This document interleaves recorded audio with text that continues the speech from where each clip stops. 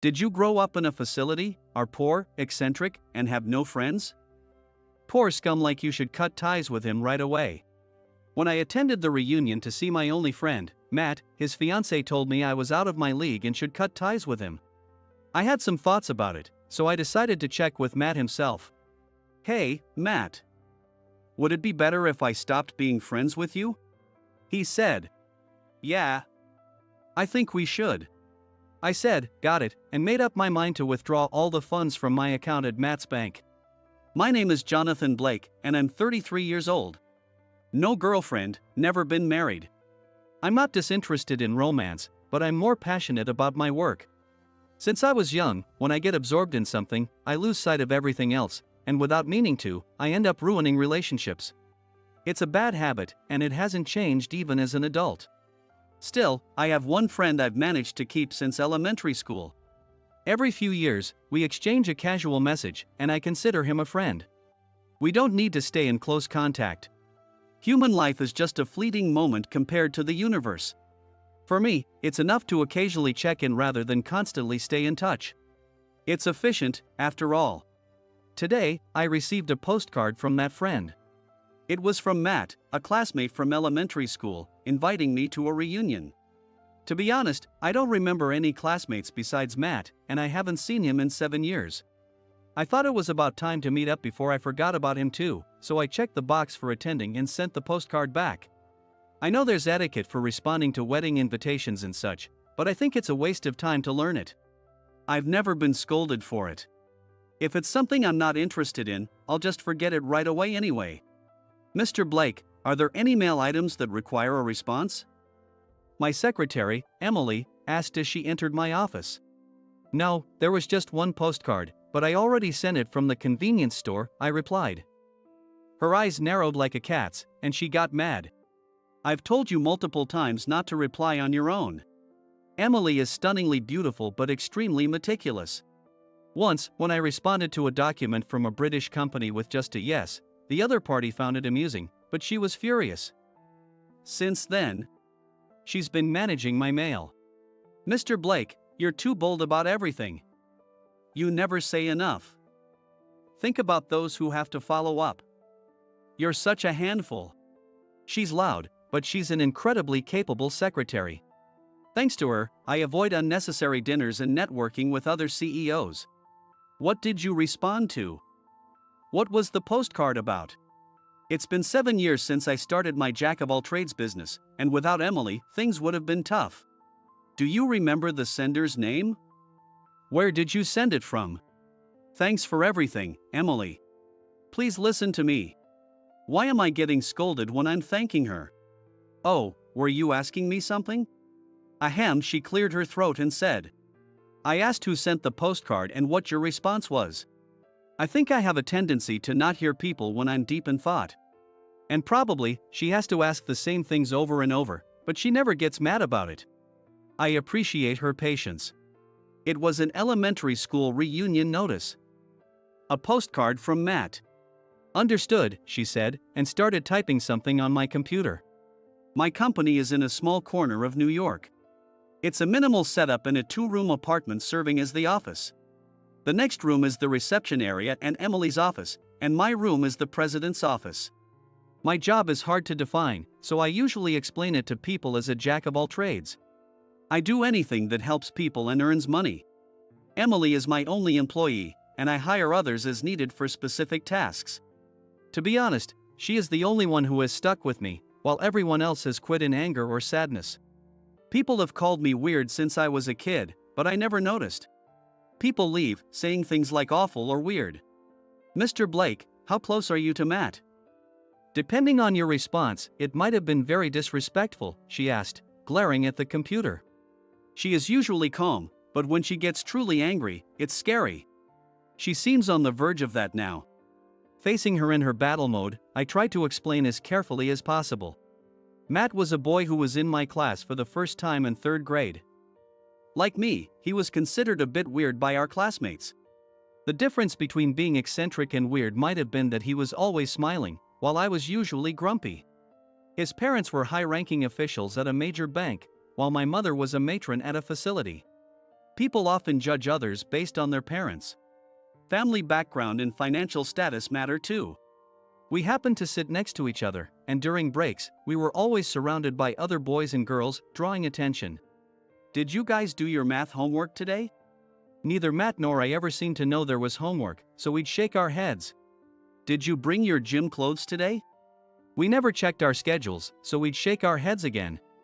The boys would show us their homework, and the girls would lend us spare gym clothes. I have no memory of being bullied. To our classmates, we were different enough to be noticeable but not to be left alone. While I found those classmates annoying, Matt appreciated them. We each had our strengths. I could ace tests without studying. He was an incredible artist. Though I initially found him bothersome, I felt a sense of kinship after one particular day. I wrote an essay about wanting to build a spaceship to go to space for the Future Dreams assignment. While I was reading it aloud, Matt was drawing a detailed picture of my ideal spaceship in his notebook. When I saw it, I was genuinely moved. His ability to depict what was in my mind was impressive. Matt, can I have this? You want it? Sure. I liked the picture so much that I still have it displayed in my office.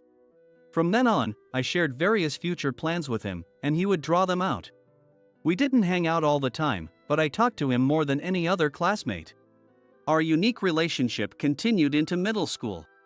In the summer of our third year, I once asked, Matt, why don't you become an artist? But he looked down and said, I don't think I can. My parents are strict. My dad wants me to be a banker, but I'm not good at math. I admired his fancy shoes and stationery, but I wouldn't want anyone deciding my future for me. As for me, because of my exceptional IQ test and national exam results, I had a chance to attend a special school in the UK for free.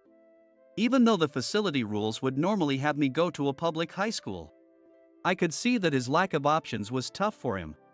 So, I'll teach you math, Matt. Really? That would be great. I tutored him in math off and on until winter. He passed the high school his father recommended, though I wasn't sure if it was a good thing. Since graduation, we've met twice, I think. The first time was during one of my brief returns from the UK. I remember having lunch with him at a hamburger joint near his workplace during his lunch break. He followed his father's wishes and became a banker. In his first year on the job, he was still smiling but looked gaunt and tired. Is being a banker tough? Yeah, it's tough. They call me the idiot son. That's about all I remember from that conversation. The second time we met was when I was setting up my office in New York. I remembered he was a banker and contacted him to set up accounts and other necessities. We were both 26. Matt had become a section manager, partly because his father had been promoted to an executive position at a major bank. Before setting up my office, I had saved funds through investments while studying in the UK. To a major bank, it was a small amount, but he treated me like a proper businessman and handled everything professionally in the reception room. His father, being in a high position, also came to assist, but his attitude was off-putting. Rather than dignified, he seemed arrogant. He even called Matt his idiot son, despite him being his own child. Matt was working hard, doing his best to follow his father's wishes as a banker. At that moment, I sensed his lack of freedom and felt sorry for him. After sharing all this with Emily, she looked concerned and said, His father has now been promoted to bank president. I understand the relationship between you and Matt, so a personal response should be fine. But if you ever meet his father, please be extremely respectful. She insisted on this, but I was meaning Matt, not his father. I just hoped he had gained some freedom. The reunion was scheduled for the evening, and I had no special work planned until then. However, around noon, I received an urgent request from Germany. They wanted vintage clothes collected in New York and sent urgently. My company handles international requests too. Emily quickly arranged a team, but the manager of the key vintage store, Eric, was off that day and wouldn't open the shop. I immediately called him. Eric, I heard you're off today. What are you up to? I could hear the roar of an engine in the background. Jonathan? Oh, I'm fishing in New York Bay right now. I see. So you're not opening the store today? Sorry, it's impossible. I decided to pull out my ace card. Hey, Eric, I got my hands on those 1915 jeans you've been wanting. I heard a clattering sound from the phone. It seemed he had dropped his phone. No way. Really? Okay, I'll be at the store in 3 hours. I met Eric at a bar, and he was a vintage clothing enthusiast. Since we often get requests to collect specific vintage items, I make use of connections like him. I wouldn't call them friends, but I have many acquaintances I've met around the world. Since you never know how or where you might help each other, we always exchange contact information. After hanging up, Emily, with a hint of exasperation, said, "Mr. Blake, you're really a shrewd businessman, in a good way." I went to his store wearing the jeans. I couldn't see the appeal of them myself. The moment he saw me, he clung to my legs and shouted, "Please, take them off. Take them off." I took them off and got a random pair of vintage sweatpants in exchange. With the midday request successfully handled, it was already close to evening. I headed straight to the reunion venue in Midtown. The venue was a grand hotel ballroom, the kind you'd expect for a wedding reception. At the reception desk, I had a bit of an issue with my attire. "Sir, our hotel has a dress code." "Is it because I'm wearing sweatpants?" "Yes, sir.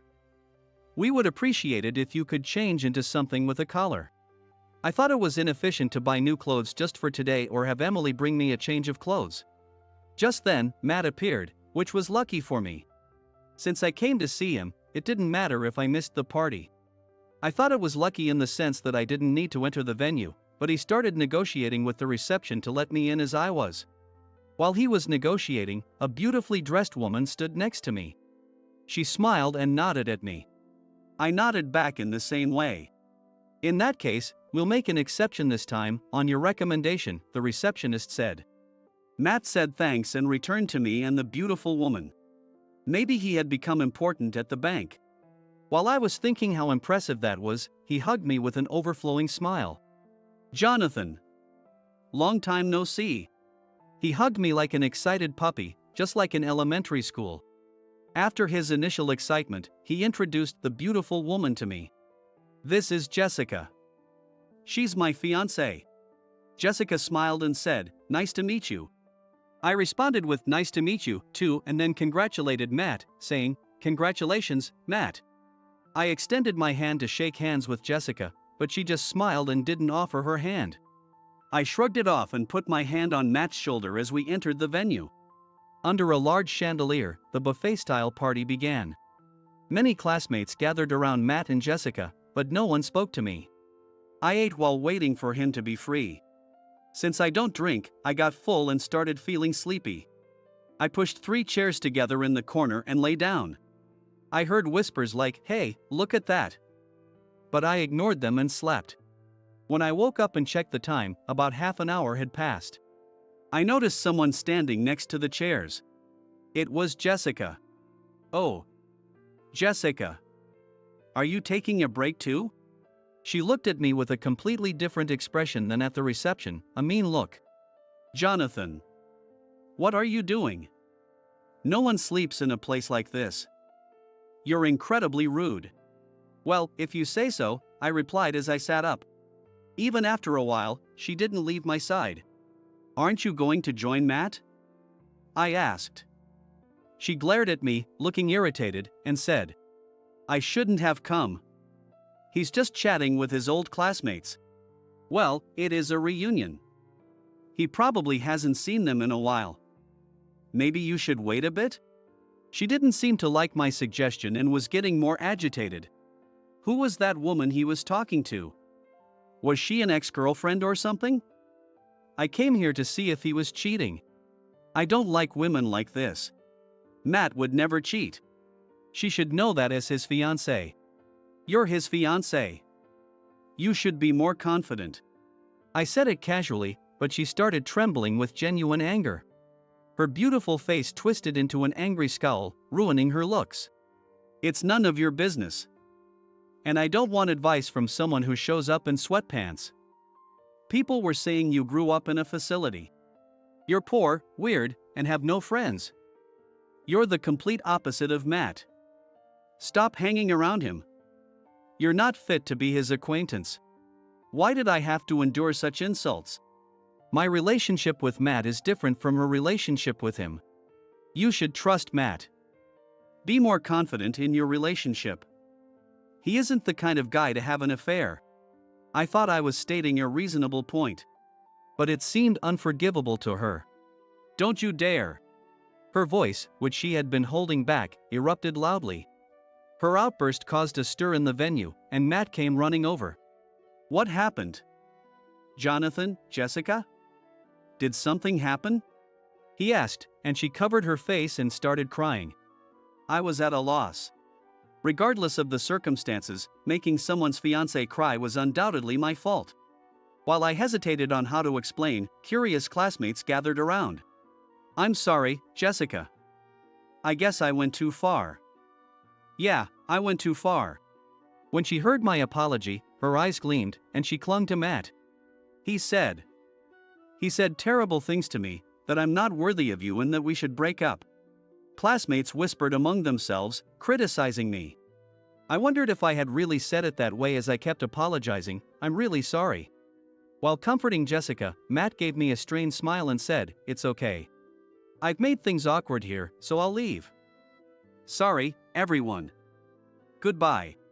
As I headed for the exit, Matt followed me. For some reason, Jessica came along too. She probably felt awkward staying alone. We walked in silence past the reception and out to the hotel entrance. Shall I call a car for you? How many should I call? I answered the staff, just one, then turned to Matt and asked. Hey. Your fiancé said I should cut ties with you. Is that what you want? He was clearly shocked and struggled to find words.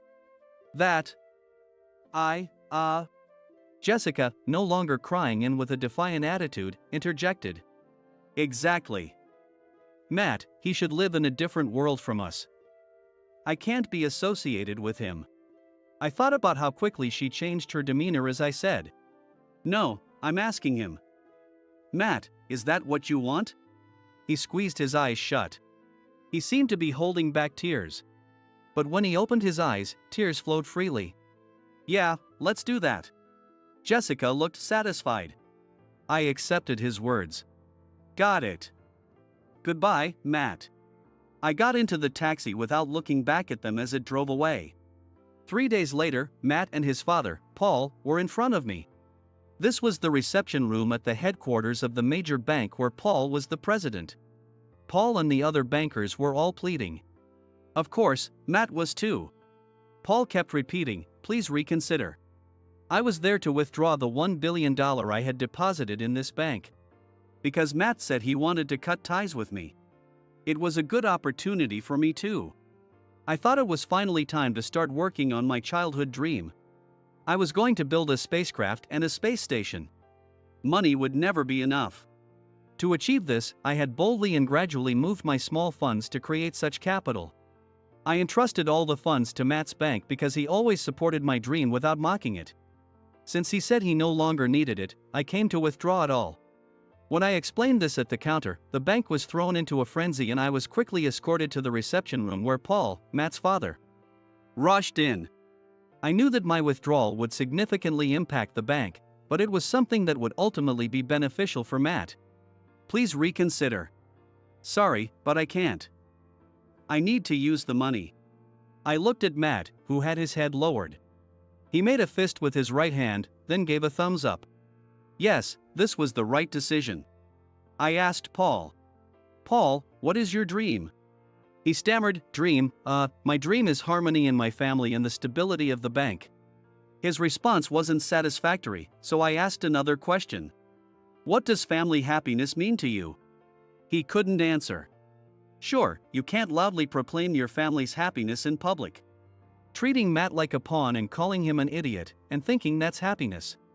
After waiting a bit without a response, I decided to leave. I left the rest to Emily. A month later, the news of a major bank on the brink of bankruptcy caused a huge stir. I was with Emily when I read about it online. Well, it can't be helped. You had to use the money. Yeah, that's right. Finally, the first step of my dream was starting. Negotiations with UK Space Agency required the cooperation of many people I had met over the years. Every time I met someone, they would ask why I didn't do it back home, but the real reason was too childish to admit. Not even Emily knew the real reason.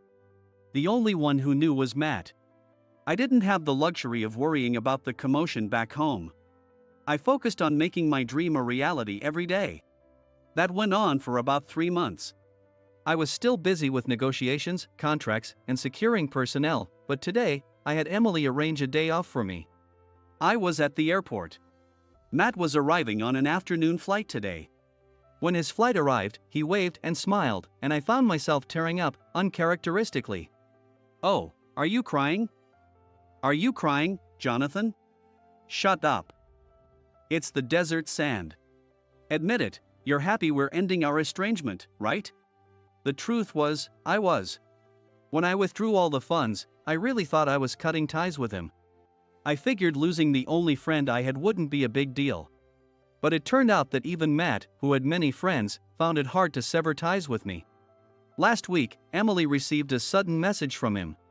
Since then, Matt and his father had lost their jobs, and his engagement to Jessica had also ended. Understanding that this would happen, he still chose to cut ties with me and have the deposit withdrawn. I also believed that gaining freedom in this way would be beneficial for him, and he felt the same. When he quit being a banker and many acquaintances left him, Matt eventually felt a sense of fulfillment from experiencing true freedom for the first time. One day, he found an old notebook from elementary school and, upon seeing its contents, realized that freedom alone wasn't happiness. The notebook was filled with my ambitious notes and his drawings. In my handwriting, there were words like "I'll find them, damn parents," and "I'll find them from space," next to a drawing by Matt of me standing with kind-looking parents I had never met. Freedom alone doesn't make for a fulfilling life like your driven one. Life needs both freedom and goals to be truly vibrant. Matt said as soon as we spoke on the phone for the first time in a while, thanks to Emily's mediation. I thought he was talking nonsense, and replied, "Then why don't you just draw?" He responded, "My goal is to help you find your parents, Jonathan. Without you in my life, I feel incredibly lonely." Why is he so straightforward? If I could speak so candidly, I could have been kinder to others. I could have been kinder to my classmates, my employees, and even Jessica. There's no one else who makes me reflect on my life as much as Matt.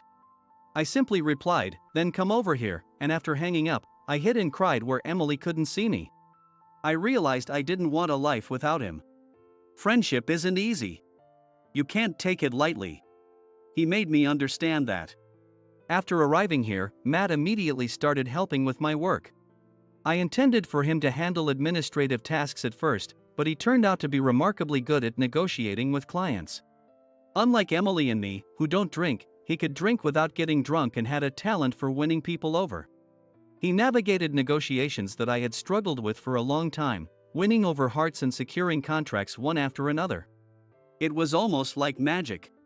However, I doubted he could use the same tactics with our toughest client. That was O Corporation, a rigid and prestigious company. Just securing a meeting with them had taken 3 months. They kept returning our documents for minor issues. Despite scrutinizing everything, I couldn't find any mistakes. After paying an informant for information, we learned that signatures couldn't be in cursive. No other company in the world rejected applications for such a reason. O Corp had its own unique and strict rules. When we finally began negotiations, the representatives didn't say a word. Despite my confidence in my logical speaking skills, I was baffled. Emily and I prepared various strategies for each meeting, but we made no progress. Then an invitation to a company party from O Corp arrived. I thought there was no point in attending since we wouldn't be able to have personal conversations there. But Matt disagreed. Not going isn't an option. They won't stay silent at a party, he said, and Emily and I looked at him with respect. He was right. There's no such thing as a silent party. We informed them of our intention to attend. On the day of the party, Emily and I dressed formally. But to my surprise, Matt showed up in a tracksuit with 3 stripes. "Hey, that's not appropriate. You're one to talk." However, Emily said, "Got it. Matt, it's all about standing out, isn't it?" She had developed immense trust in him recently. He laughed and said he would change into formal wear at the reception, so it would be fine.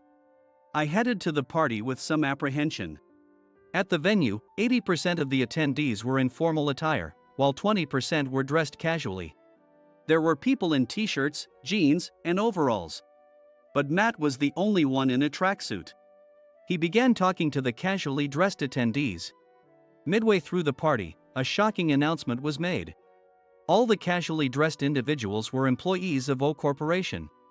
It was part of their unique plan. From that point on, any company that hadn't interacted with the casually dressed attendees was asked to leave. The attendees who had only spoken to formally dressed individuals, hoping for business deals, were left gaping and were escorted out. We looked for Matt. He was having a lively time, drinking wine with the casually dressed employees. "Jonathan, Emily. Over here." Called over by him, we were introduced to his companions. Looking closely, we realized they were the same negotiators who had been silent in our previous meetings. Today, however, they were all chatty and cheerful. Leaving Emily to handle things for a moment, I asked Matt how he had seen through their plan. "Did you read the invitation properly? It said informal home party." It had said that, but typically, such phrases are just formalities. Nobody takes them literally. I told him this, and he responded. I thought it was best to take it at face value. If they wanted a strict party, they would have said so. They are too serious to be vague. Still, I had you and Emily dress formally just in case. With his face slightly flushed from the wine, he seemed like a god to me. Returning to the group, I tried to engage in casual conversation. One of O Corp's employees asked me, "So, why do you want to build a spacecraft here? Can't you do it back home?" The casual tone made me hesitate.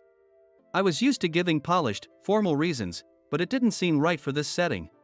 Yet, the real reason felt too childish. Matt, in his relaxed state, answered for me.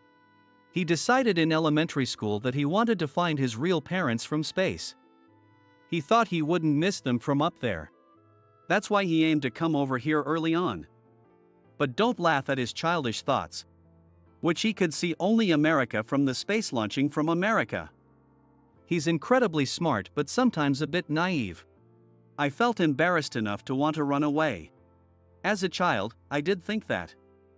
Indeed, I eventually realized that borders don't matter from space. But that was what sparked my dream. Now, as an adult, I don't truly believe I'll find my parents. Still, the feeling of that childhood dream was genuine. I had kept that real reason hidden from everyone. Even though O Corp's employees were enjoying themselves in casual attire today, they were serious engineers at heart. I feared that sharing this would make me appear vulnerable. But Matt kept talking. Everyone had dreams as a kid, right? Didn't you want to be Superman? But as you grew up, you gave up. Thinking you couldn't fly or weren't super strong. Nobody held onto those dreams, right? Isn't it amazing to keep pursuing the same dream? I almost shouted for him to stop, but when I looked up, I was stunned. The O Corp employees and even Emily were in tears. One of them, eyes wet, approached me. "You are our family." He then hugged me so tightly it hurt. When we later received a contract from O Corp, I felt a mix of renewed embarrassment and genuine happiness. I thanked Matt. When I told him thank you, he smiled and gave me a thumbs up. It seemed there were social connections and emotional ties in the world that I hadn't understood. I realized that these were sometimes necessary in business. Once we resolved all the contractual issues, we went on a picnic on a pleasant Sunday. It was my first relaxing day since arriving here. Who knew there was such a nice park nearby? Matt was running around like a child. Emily was already setting out a homemade lunch. Come to think of it, this was my first time going on a picnic with someone. It was more enjoyable than I expected. We didn't do anything productive. Breathing the air, looking at nature, lying down, just that. The old me would have thought this time was wasted. But today, it feels like precious time. Matt is here, Emily is here. There is an irreplaceable sense of peace in that. I may never find my parents, but I have people who are like family to cherish, and that makes me feel happy. I want to keep this feeling in mind and continue striving toward my dream.